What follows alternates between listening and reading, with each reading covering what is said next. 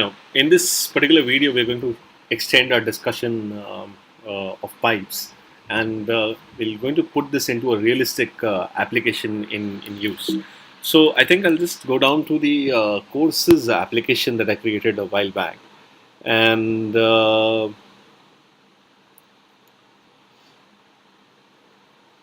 yeah, I think this is the application. So, I'm just going to go down to the first tab itself. Not sure how it looked like, so just want to be sure on this. I think it's just displaying the course title. We created a better application if I remember correctly. So it's going to be here maybe. Yeah, this is the application that I'm possibly looking at. Now, let's just go on to this application.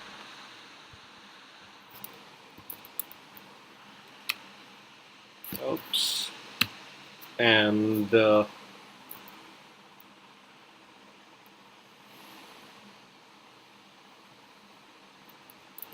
just go like this.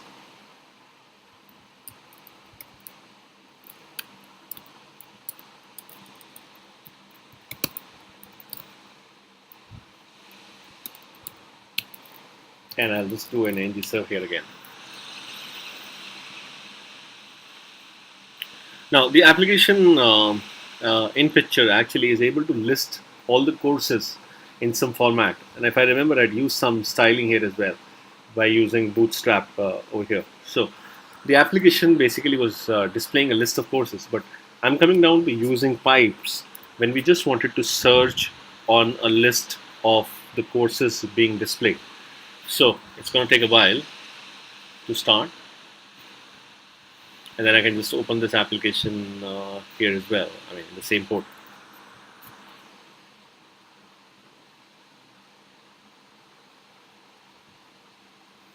Yeah, so that's what I really wanted, and we have a lot of values being displayed as far as courses is concerned. So this is all coming in from Ajax, and I might just wanted to search on a list of courses. So how do we build that?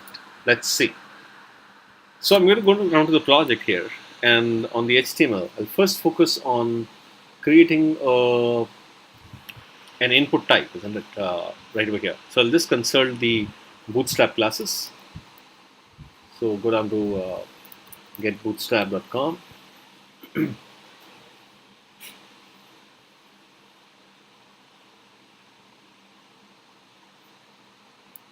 And I'll just search in for a input form, input group type maybe. So this, I think, is a good example. We just need something like this here, where we can specify our searches. Maybe the first is going to be good enough. So I'm just going to copy this and paste it here. So just above the row, maybe I'll just need another row to specify this group element here as well. And close the div. Just format it for once to be sure everything is just all right. Yeah. And I'll just go on to the UI now to just test. So we got the search box right over here. Now instead of this placeholder username, I'm going to type in here search for courses.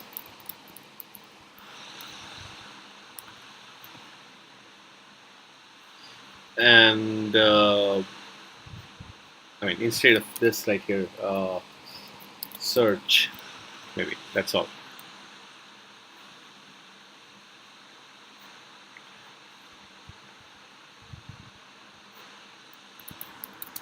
Yeah, I think sounds good so far. So we're going to search for courses right here. So what I really want to build over here is, if I'm going to search for a JS, it should just do a search over here. Now, but how do I build this up? I mean, the first challenge is to get this value of JS as we type in, right? And I think I've explained this to you in the previous section. If not, I'm just repeating it all over here again. You can reference it by a local variable. And when I say local variable, it can just take a value, hash, and I can just type in here search maybe, right? So the value of this is going to be, search.value if I have to display this back. So maybe here itself, let's close this tag here and display this as search dot value. Now the moment I do this, I should be able to. Okay, it's not still displaying like as I type in like here. It's because of the fact that Angular will only update the values on a specific event, right? So what I'm going to do is I'm going to write here an event. Now, in an input text box, you can write up a change event if you want. And I mean, I don't really want to call any methods. So a general syntax that uses change as 0. I mean, do nothing right here, right? That's what it really means. So if I just type here search for jQuery and tab, notice jQuery comes here. So I can now read the value at least whatever it is here in the jQuery. Now once I've done this, on change, just read the value. Can I just do something over here in the list of courses? Maybe yes. Let's find out. So I just wanted to create a pipe right here, and the name of the pipe could be maybe filter the courses, right? And I'll create a pipe first of all. So my idea is like I have a list of courses to be displayed, and I'm going to use a pipe and limit that courses display. So let's search around for a pipe, or we'll create one right over here. We know how to get the value, so I'll just remove this. Now you can use this, you know, change this event to a key up event as well. And the benefit, of course, is if I just do here display the search dot value, it's going to happen as the key is pressed, and a key up event happens. So key up, and you notice the values are straight away available. So it just depends. I mean, as of now, I just prefer to use on change so that the user types in first completely and then does this. On change is always going to be change right here. There's no on with the Angular events, and then you can search for a value. So when he only presses the tab, not like on type. See, nothing is coming up, and only when you press a tab, then it just gets you the value there. So this is good so far. Now all I need to do is I just need to build a pipe here to kind of filter out the data. So my pipe is going to look something like this. I'm going to type in here filter courses and use a parameter right here, which I'll call it as search.value. Now remember, this search.value, it comes in from here, search.value. So filter courses and take this as a value. Now how do we generate pipes? So I'm just going to go down here, create a new folder, call it pipes. So keep all the pipes at one place gathered. And I'm going to create the new file, call it filter courses.pipe.ts. And I'll just use the same plugin, which is AgPipe. And remember what we did back then. So we said filter courses, the name of the pipe, and I'll just make it like filter courses pipe. The value is going to be, now this is not going to be a string in this case. It's going to be an array of courses. So array of course. We will just write here courses instead of value. I mean, that sounds like an appropriate name. And then I'll have to bring the the import for this course. And I just did it. So you notice it's dot dot, which is go back one directory from here, and then you'll go and find course.ts. Now the arguments are going to be of type string possibly, because I'm just going to pass the value that the user is going to search, and then I'm going to display here a console.log statement of courses. So display of the courses and console.log of the args, like over here. So let's see if this is at all going to work for me or not.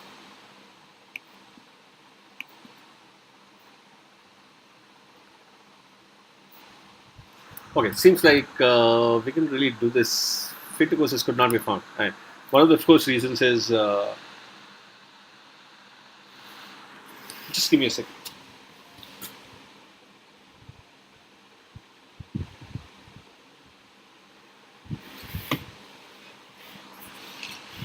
And one of the reasons for this not displaying is that the filter courses pipe is not even present in the module. So I'll just make a declaration right here by using it here. So I'll say filter courses pipe, and then I think it should be available. I mean, the import has already been done. And let's go back here. So you notice we have got all the courses here.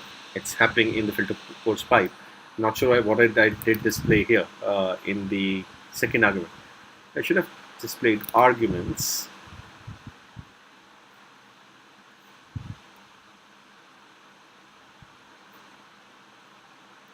Okay, so arguments are also displayed like this. Not sure why, because possibly the reason is I've not used it in the right way. Filter courses and search dot value. That's what I used.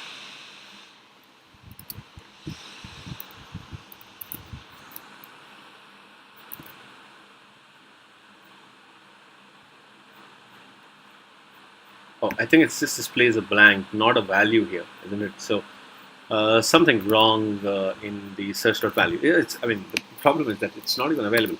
You do a tab and then you can just see right over here, right? So my mistake. Now, where are the courses gone? That's kind of strange, isn't it? Because I've implemented the pipe now, and the pipe should be returning all the matched courses. So what I'm going to do is I'm going to just return the courses. And I hopefully should be able to see the courses right here. But my criteria was like, whenever somebody types something here, press a tab, you only display me the things that really match this. Now, to search in an array, like here, I have a method available, and that method is called dot filter method, right? So we'll just try and find out the filter method. So it's kind of JavaScript filter method, and let's just see, a couple of implementations of this.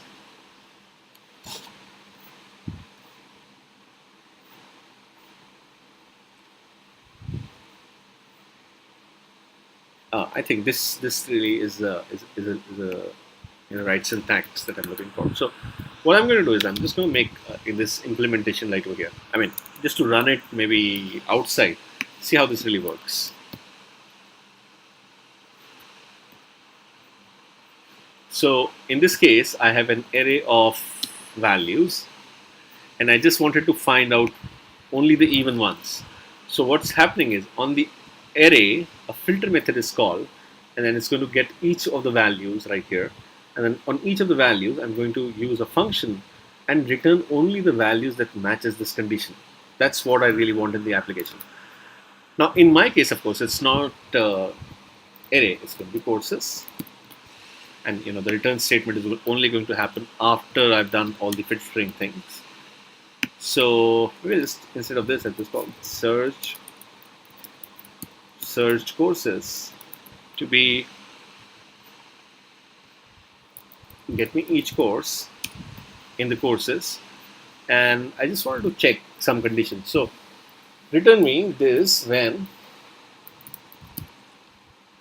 course dot includes a string args, maybe.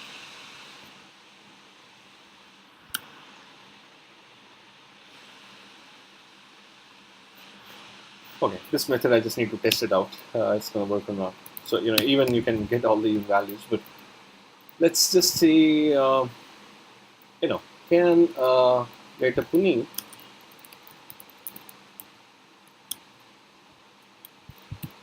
dot includes, if I just do p, oops, yeah, it returns true. If I just do v, it returns false. That's what I'm trying to do, isn't it? For course, if it includes the arguments right here, I think it should be fine. I'm not sure why this is not really.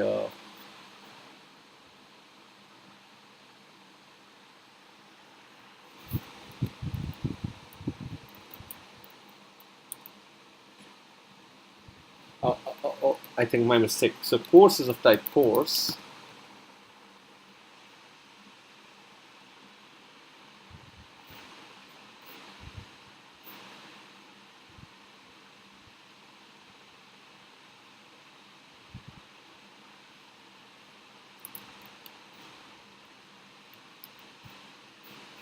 and then course dot.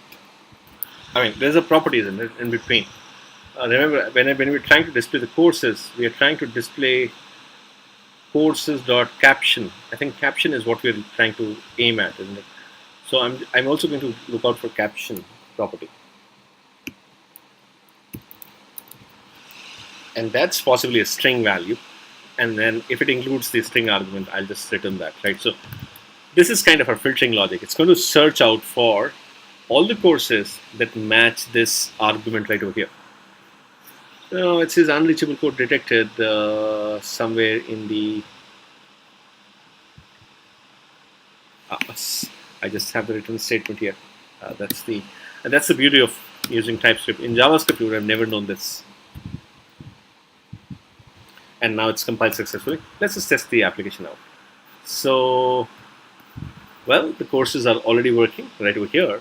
And if I just type here JavaScript, JS, and press tab, well, nothing happens.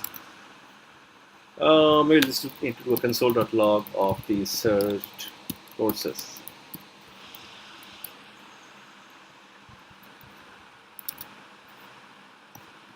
And I'm just going to type here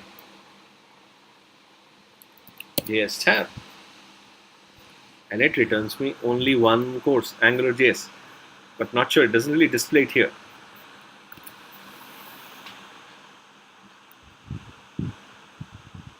Oh, because I'm just not returning the search courses. It's still returning the courses. Okay, a few mistakes, but I hope that this will sort out our issue.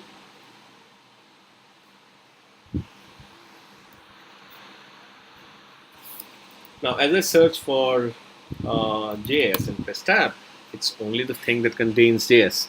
And if I search for Angular, it just contains AngularJS and Angular. If I search for only AngularJS, it just prints me AngularJS. So we've kind of created a filter functionality, and that's kind of a usage of a pipe in place. So that's it for this particular video. I hope you have clarity on the custom pipes. And all right, so I'm just going to stop the video, and we'll come up with another stuff in a new video.